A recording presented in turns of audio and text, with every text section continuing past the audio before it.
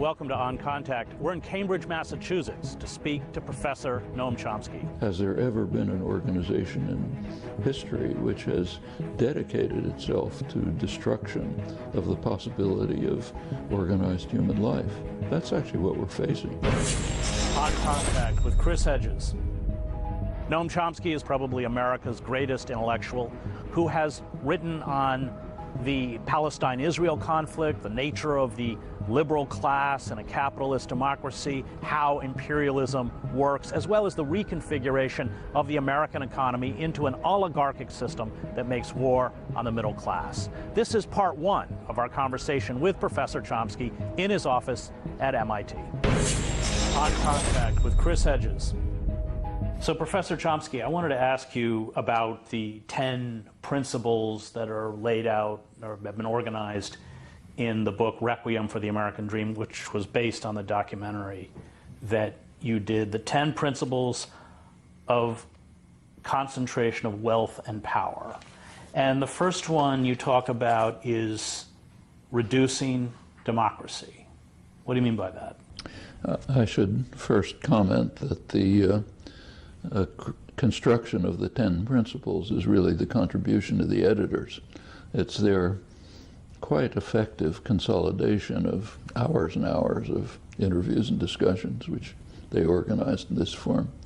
Reducing democracy means the gradual marginalization of the population, the reduction of the role of the general population in decision-making in the public arena, which is an expected and predictable consequence of the introduction of the transition to neoliberal principles in the 70s and onward.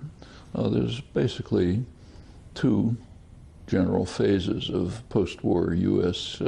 Socioeconomic history. The first phase was sometimes called regulated capitalism or embedded liberalism of the 50s and 60s, very high growth period, egalitarian growth, some moves towards social justice in the 60s, substantial increase in democratic participation. People became really engaged in the public arena.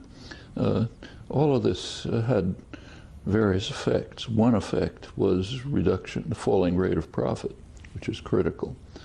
Second effect was people were becoming too engaged in public affairs. This is what Samuel Huntington called an excess of democracy. An excess of democracy. And in fact, two very important publications came out in the early 70s, both directed to this. They're interesting because they were at opposite ends of the political spectrum, but they basically came to the same conclusion with somewhat different rhetorical styles. One was the Powell Memorandum, Justice Powell Memorandum, which written by the late a corporate lawyer working for the tobacco corporations and so on, later became Supreme Court Justice under Nixon.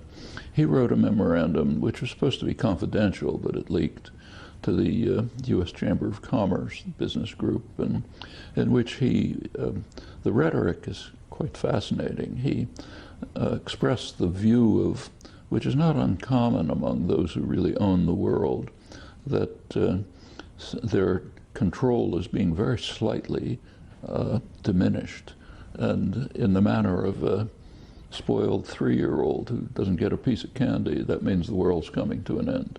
So you really have to read the rhetoric to appreciate it. It's the attack on the American free enterprise system. He said the business world is under severe attack, led by Ralph Nader and Herbert Marcuse. In the universities, and we're barely surviving, attack on all of everything significant in American life. And then he says, well, look, after all, we businessmen basically own everything.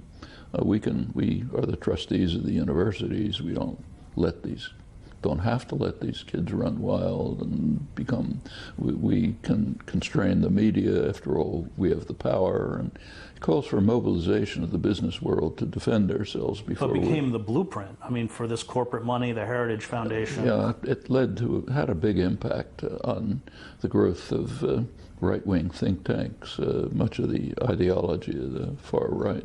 So that's at the right end of the spectrum. Then you go to the other end of the spectrum, basically Carter administration liberalism. In fact, the people who staffed the Carter administration, Trilateral Commission, it's industrial democracies, Europe, Japan, the United States, basically liberal internationalists. And they have a publication called The Crisis of Democracy. And the crisis of democracy is there's too much democracy. In the 1960s, too many people who are usually passive and apathetic, the way people are supposed to be, started becoming engaged in the political arena, pressing for their demands and so on. What are sometimes called special interests, meaning young people, old people, farmers, workers, in other words, everybody, except the corporate sector, which is not mentioned. They're the national interest. But these special interests are putting too much pressure on the state. So we have to have more moderation in democracy. People have to return to being passive and apathetic. The American rapporteur, who you mentioned, Sam Huntington, with some nostalgia referred to the period when, as he put it, Truman was able to run the country with the cooperation of a few Wall Street lawyers and executives. And then there was no crisis of democracy. That's kind of the way. And they very effectively, of course, succeeded in rolling back. I want to go on to your next point about shaping ideology, but you talk about the difference between Madison and Aristotle, in that Aristotle, both of them understood that if there was inequality, in the same way that John Locke and Bentham and others did, that there would be tension between the rich and the poor. Madison calling for government to reduce democracy, Aristotle saying the solution, which you obviously support, is to reduce inequality. Yeah. Your second point, shaping the ideology, we mentioned the Powell memo, we mentioned the Trilateral Commission, but specifically they targeted various segments of the society, indoctrination of the young. You talk about the way they actually created architectural plans for colleges so that large demonstrations would not be possible, the use of student debt for debt peonage, the destruction of public institutions. Talk about that process to reconfigure the ideology into a form of neoliberalism. Actually, I don't want to suggest that the Trilateral Commission led to these developments. It was more or less an articulation of the liberal elite consensus on these issues. And for that reason, it's quite interesting. So the phrase indoctrination of the young actually is their phrase, their consensus phrase. They said the institutions responsible for the indoctrination of the young are failing their duty. Well, that's an interesting way to describe educational institutions. It's kind of like the nostalgic comment on Truman being able to run the country with a few corporate lawyers and so on. But that's kind of the ideal. There should be indoctrination. Students should not be free to think. They don't put it this way, but what it means is they shouldn't be free to inquire, to think, to challenge, just the kind of things that in a decent educational system young people would be encouraged to do in the schools and universities. But it's dangerous because they're questioning too many eternal verities, including that there has to be elite domination and control. This is expressed all through the history of How successful do you think, looking back, that they were? How successful? Well, it's not, as I say, they were expressing they were articulating a consensus that led to many developments, and it's been reasonably successful. So, for example, take a kind of a business model began to be imposed on colleges and universities. there's been a tremendous growth of bureaucracy, tilting the balance from faculty control to bureaucratic control. There's been, of course, sharp raise in tuition, which has a very strong disciplinary effect. In the 1960s, a young person could say, okay, I'm going to take off a year and get involved in the anti-war movement or the feminist movement or something, then I'll come back and continue my life. You can't do that if you have a burden of debt over your head. If you come out of law school thinking, I'd love to be a public interest lawyer, but I have to pay off $200,000 in debt, you just have to go to a corporate law firm and get absorbed into that culture. And in many different ways, there are disciplinary effects imposed. Cutback of state funding for state colleges, for example, has been very sharp. You also talk about how suddenly critics of American empire or American capitalism got tarred with this anti-Americanism. Yeah, anti-Americanism is a very interesting concept. It's a concept that only exists in totalitarian states. So, for example, if someone in Italy, let's say, is criticizing the Berlusconi government, they're not accused of being anti-Italian. In the Soviet Union, old Soviet Union, you could be condemned for being anti-Soviet. In the Brazilian military dictatorship, you could be anti-Brazilian. But aside from the United States, I don't know of any other non-totalitarian, non-authoritarian country where the concept even exists. It's a very striking concept. If you're critical of policy, you're anti-American. Actually, this has an interesting biblical origin. The first use of this concept is actually by King Ahab, who was the king of ultimate evil in the Bible. He called the prophet Elijah to him and asked him why he is a hater of Israel, meaning condemning the acts of the evil king. That's a basic concept. Authority, if you challenge authority, you're opposed to the society, the culture, the community, and so on. And we see that with Trump. And we'll come back in a moment with our conversation with Professor Noam Chomsky. On Contact with Chris Hedges. Welcome back to our conversation with Professor Noam Chomsky. So let's talk about principle number 3, redesign the economy. I suppose this would have taken off, would you say, in the 1970s? Began in the 70s. You see the first steps in the late Carter administration, then Reagan and Thatcher. And what were they doing? What did you see? Well, this is the so-called neoliberal shift to try to shift decisions from the public arena to what's called the market. How do you define neoliberalism? It's basically the idea is privatize, reduce the role of the public institutions, deregulate, encourage the growth of financial institutions, a network of policies of this kind. The ideology claims it's increasing freedom. It's actually increasing tyranny. It means that instead of decisions and choices being made in the public arena, where the public in principle has some kind of role into the state, to the degree that the state is democratic, maybe an actual role, shifting it to private tyrannies, corporate sector, mostly pretty highly monopolized oligopoly. And that's when you get this imbalance between what you talk about, the manufacturing sector and the financial sector. You also have enormous growth of the financial sector. So if you go to the 50s and 60s, the regulated capitalism period, banks were basically banks, put your money in them, they lent to people to start a business, something like that. From the early 70s, it shifted dramatically to speculate, a huge increase in speculation, complex financial instruments.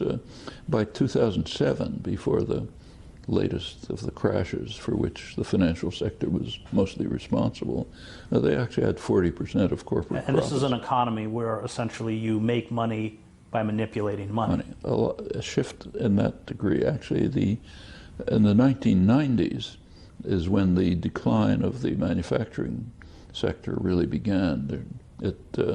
And this was specific policy.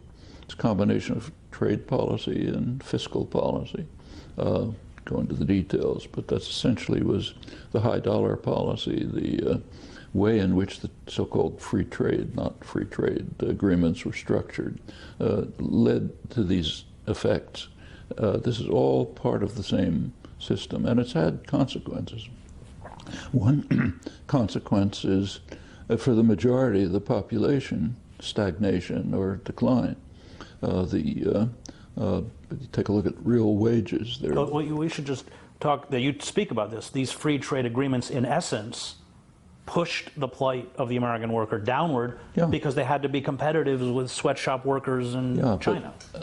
That it was putting the working people of the world in competition, but allowing freedom of capital, and in fact high protection for capital. These are not free trade agreements. So the what's called intellectual property rights is just a huge tax on the population. It's massive increase in the patent rights, which had never existed before. So it means that a Microsoft monopoly can't be challenged. Mega corporations have extraordinary rights, and the effect of this is it's like a extremely high tariff is what it amounts to. Well, you talk about how workers can't move, but capital can. Yeah, and that the whole capitalism itself, if you go back to Adam Smith, is based on the free circulation of labor. That's the foundation of a free trade. That's Adam Smith, but there's nothing like that. Quite the opposite. Let me ask about that. This created worker insecurity by design. Yes, and in fact, the phrase growing worker insecurity is Alan Greenspan's, the kind of managing the system as head of the Fed. But when he was testifying to Congress on the success of the economy he was running, he attributed a large part of it to what he called growing worker insecurity. Which he saw as a good thing. That's the implication, because it keeps wages down, it keeps workers from asking for benefits, it keeps inflation low. And it breaks unions. And it keeps profits high. And it makes it very hard to organize. And he points out intelligently that this growing worker insecurity is so extreme that even when unemployment is down, as it was in the late Clinton years, still the same conditions apply. Workers are just afraid. Unions are being destroyed.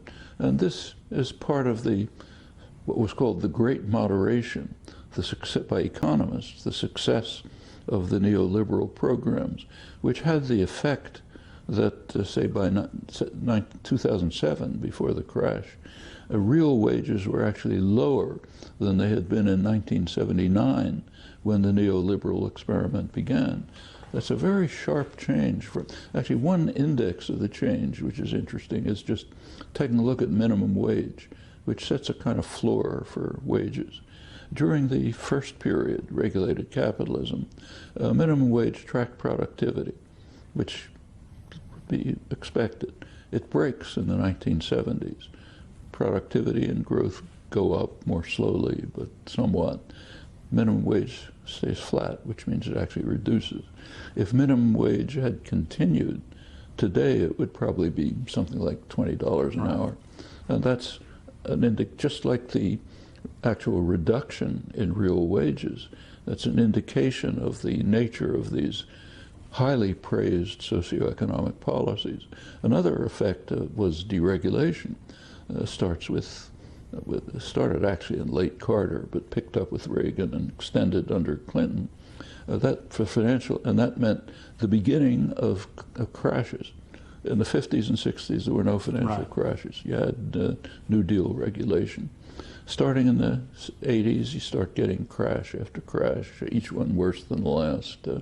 Public bails them out, and that's the nature of the system. Let me move on to shifting the burden. Is another shifting the burden so that the oligarchic elites, I mean, especially Fortune 500 companies, are not paying taxes, and more of the responsibility for funding the nation falls on the backs of the working poor. Actually, there's been a very sharp reduction in taxation of the wealthy since the 50s and 60s, right through the neoliberal period. And all sorts of other devices have been developed so that the corporate sector can avoid taxes. So, say, take the biggest company in the world, Apple, hugely profitable. They have an office somewhere in Ireland, which is allegedly where they're based. Of course, they're based Because of the here. offshoring. That's the offshore base. They were just fined, I think, something like $13 billion or something like that by the European Union for tax evasion there, but it means they're not paying it here. And there's a lot of complaint from business, of course, about the high corporate tax. If you look at the effective corporate tax, what they actually pay, it's far lower. This gives rise to what you call the precariat. The precariat is the growing worker insecurity, the fact that you don't have the security of a stable job, which is going to be continuing work, which is going to be a guaranteed pension, a chance for your children to go to college. That's radically disappearing. And you said that this system, to quote, we're headed towards a cliff. It's headed towards a cliff in many ways. The worst cliff that we're heading towards is due to market systems. There's a fundamental flaw in markets. We have a very limited market. There's massive state intervention, but it's to some extent market principles prevail. In a market, you don't pay attention to externalities, to the effect of your transactions on others. So if I sell you a car, we make a good deal for ourselves, but we don't pay attention to the fact that there's another car on the street, there's more congestion, more accidents, more pollution, others suffer. Now there's one, if Goldman Sachs makes a risky transaction, if they're paying attention, they cover the risk to themselves. That's what they did with subprime mortgages. But they don't pay attention to what's called systemic risk, right, that the whole system may collapse. That's the public's problem. Well, and climate change is perhaps... But now we have climate change. Right. That's an externality which is going to destroy us unless something's done. And the position of the savage wing of American capitalism, the Republican Party, is quite striking. They are really racing towards a precipice. Haven't you called them the most dangerous organization in world history? Was that the right? I think that's, as I pointed out, that's an outrageous statement. But the question is it true? Has there ever been an organization in history which has dedicated itself to destruction of the possibility of organized human life? That's actually what we're facing. And they're pretty remarkable. And the Trump administration has accelerated. They've accelerated it, but they're at the peak of a Republican Party shift. Take a look at the last primaries. Every single candidate in the Republican primary either flatly denied that climate change is happening, or else said maybe it is, but we don't have to do anything about it. 100% denialism. The Paris negotiations concluded in December 2015 were intended to reach a verifiable treaty. They couldn't, and had to just keep to promises because the Republican Congress wouldn't permit it. By now, November 8th, last November 8th, the U.S. just basically pulled out. It's now isolated in the world, literally isolated, in racing toward the precipice while the rest of the world is trying to do something, not enough, but at least something to deal with the problem. Right, thanks. That was Professor Noam Chomsky. Thank you for watching. Join us next week for part 2 with our conversation with Professor Noam Chomsky. You can find us on rt.com/oncontact. Until next week.